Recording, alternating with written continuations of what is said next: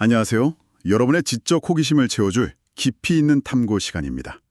오늘은 보내주신 자료들, AWAR이 상어 보존 가이드랑 WWF의 지구 생명 보고서, 그리고 흥미로운 상어 추적 기사, 이걸 바탕으로 상어 보존, 또 해양 생태계 문제에 대해 좀 깊이 파고들어 보겠습니다. 네, 안녕하세요. 오늘 다룰 내용들이 참 중요하면서도 좀 무거운 주제일 수도 있겠네요. 네, 그렇죠. 시작은 그래도 좀 특별한 상어 이야기로 해볼까요? 최근 대서양에서 역대 가장 큰 수컷 백상아리가 발견돼서 컨텐더라고 이름 붙였다면서요? 아, 네. 컨텐더. 저도 봤습니다.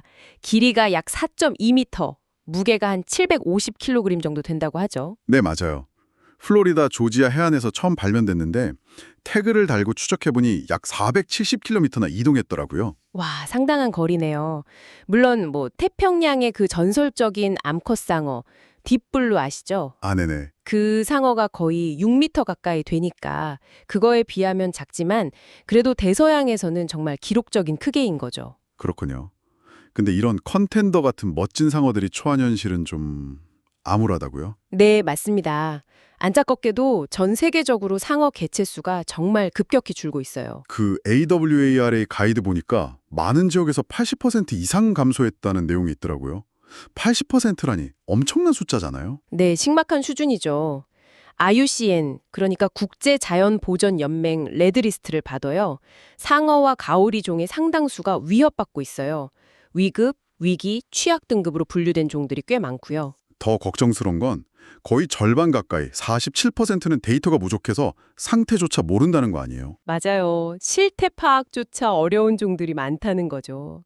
특히 유럽 상어는 3분의 1 정도가 멸종 위기에 처해 있다고 하니까요. 가장 큰 원인이 역시 남획인가요? 네, 그게 가장 큽니다. 상어를 직접 노리고 잡는 어획도 문제지만 사실 다른 물고기 잡으려다 의도치 않게 상어가 걸려드는 혼획 문제도 정말 심각해요. 아, 혼획이요. 네, 그리고 또 샥스핀 수프 재료 때문에 지느러미만 노리는 어획도 있죠. 이게 1kg당 가격이 워낙 비싸다 보니까. 지느러미만 잘라내고 몸통은 그냥 버린다는 거. 네, 맞아요. 아주 잔인하고 비효율적인 행위죠. 인도네시아, 인도, 스페인 같은 나라들이 주요 상어 포획 국가로 꼽히고요.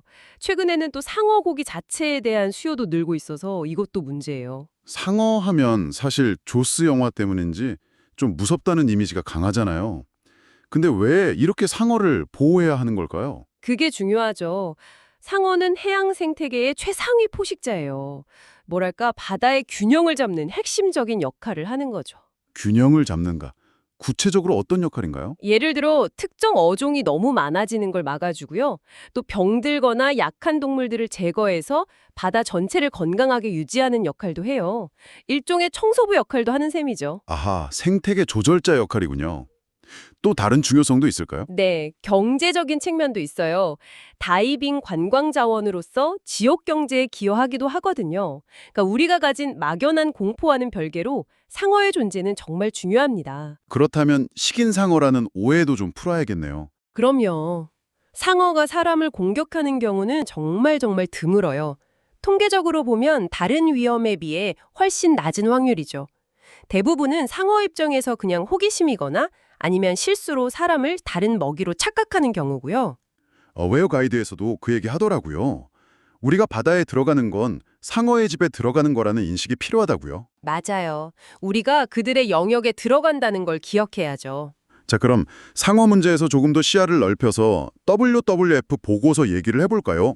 이 보고서는 생물 다양성 손실이랑 기후변화가 사실상 연결된 위기다 이렇게 지적하더라고요. 네, 아주 중요한 지적입니다. 이 두 가지 문제는 분리해서 생각할 수가 없어요. 서로 영향을 주고받는 뭐랄까 동전의 양면 같은 거죠. 예를 들어 어떤 연결고리가 있을까요? WWF 보고서를 보면 매년 포르투갈 면적에 해당하는 그러니까 1,000만 헥타르의 숲이 사라지고 있다고 해요. 이건 단순히 나무가 줄어드는 문제가 아니고요. 탄소흡수원이 줄어드는 거 외에 또 뭐가 있죠? 숲이 가진 지구 온도 조절 능력 자체가 약화되는 거예요. 나무들이 증발산을 통해 물을 내뿜으면서 주변 온도를 낮추거든요. 이런 기능이 사라지면 기후변화가 더 심해질 수밖에 없죠. 육지의 변화가 결국 해양에도 영향을 미치고요. 아, 그렇군요. 보고서에서 맹그로브 숲 이야기도 인상 깊었어요. 그 물 아래로 뿌리가 막 얽혀 있는 사진이 있었는데 이 맹그로브 숲도 위험하다고요? 네, 맹그로브 숲도 아주 중요합니다. 어린 물고기들의 안전한 서식지이자 은신처가 되고요. 그래서 중요한 어장의 기반이 되기도 하죠. 또 해안선을 침식이나 폭풍으로부터 보호하는 역할도 하고요. 정말 다재다능한 숲이네요. 그렇죠. 근데 이 맹그로브 습도 양식장이나 농경지 만들려고 개간하거나 해수면 상승 때문에 침식되면서 계속 파괴되고 있어요. 방글라데시 순다르반스 같은 곳에서는 1985년 이후로 137제곱킬로미터나 사라졌다고 하니까요. 와, 숲이 사라지고 맹그로브가 파괴되고 상어가 줄어들고 이 모든 문제의 근본 원인은 결국 뭘까요? 그리고 우리는 뭘 할 수 있을까요? WWF 보고서는 농업 방식이나 자원 남용, 오염 같은 직접적인 요인들도 지적하지만 더 근본적으로는 우리의 소비 패턴이나 끊임없는 경제 성장만을 추구하는 시스템 자체에 문제가 있다고 봐요. 그래서 근본적인 변화가 필요하다고 말하죠. 근본적인 변화라 좀 막연하게 들리기도 하는데요. 그럼 개인이 당장 할 수 있는 건 없을까요? 아니요, 물론 있습니다. 시스템 변화를 기다리는 동안에도 개개인의 노력이 정말 중요해요. 예를 들어 에웨어 가이드에서 제안하는 것처럼 다이빙할 때 부력 조절 잘해서 바다 긁지 않고 해양 생물 만지지 않는 것, 이런 책임감 있는 행동부터 시작할 수 있죠. 네, 그렇죠. 또 진정한 에코투어리즘 업체를 지지하는 것도 방법이겠네요. 맞아요. 그리고 상어 보존의 중요성을 주변에 알리는 것도 중요하고요. 특히 미디어에서 상어를 너무 공포스럽게만 묘사할 때 좀 비판적으로 볼 필요도 있고요. 소비 측면에서는요. 음. 아까 상어고기나 샥스핀 얘기 나왔는데 네, 그게 중요하죠. 지속 가능한 방식으로 어획된 해산물을 선택하려는 노력이 필요하고요. 샥스핀 요리나 상어 고기, 또 상어 연골로 만든 건강보조식품 같은 관련 상품 소비는 의식적으로 중단해야 합니다. 이게 수요를 줄이는 가장 직접적인 방법이거든요. 프로젝트 에웨어 같은 단체 활동을 후원하거나 해양보호구역 MPA 확대 같은 정책에 관심을 갖는 것도 도움이 되겠고요. 그럼요. 그리고 개인의 탄소 발자국 줄이기, 쓰레기 줄이고 재활용 잘하기.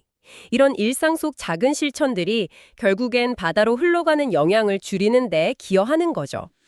WWF 보고서일 잠비아나 케냐 캅타가 지역에서 산림 복원하는 사례도 있던데 이런 긍정적인 노력들이 있다는 건 그래도 좀 희망적이네요. 맞습니다. 절망적인 상황만 있는 건 아니에요. 중요한 건 이런 긍정적인 움직임들이 더 힘을 받고 확산될 수 있도록 우리가 관심을 갖고 지지하는 거죠. 문제의 심각성을 아는 것에서 그치지 않고 해결을 위한 행동에 조금이라도 동참하는 게 중요합니다. 오늘 저희가 상어 한 마리 이야기에서 시작해서 해양 생태계 전체, 기후변화, 그리고 우리 사회 시스템까지 참 많은 이야기를 넘나들었네요. 이 모든 게 복잡하게 연결되어 있다는 걸 다시 한번 느낍니다. 네. 바다가 지금 심각한 위기에 처해 있는 건 분명하지만 동시에 변화를 위한 노력들도 계속되고 있으니까요. 희망을 놓지 말아야겠죠. WWF 보고서가 말한 근본적인 변화라는 말이 좀 무겁게 다가올 수도 있지만 어쩌면 오늘 우리가 이야기 나눈 이 연결고리들을 이해하는 것, 거기서부터 시작하는 건지도 모르겠습니다. 그렇죠. 오늘 나눈 이야기들을 한번 떠올려 보시면서 여러분 각자의 삶에서 시작할 수 있는 작은 변화가 뭐가 있을지 한번 고민해 보시는 것도 좋을 것 같습니다. 더 자세한 정보나 활동 참여를 원하시면 프로젝트 어웨어 웹사이트 projectaware.org를 방문해 보시면 좋겠습니다. 오늘 깊이 있는 탐구는 여기서 마무리하겠습니다. 다음 시간에 더 흥미로운 주제로 돌아오겠습니다. 감사합니다. 네, 감사합니다.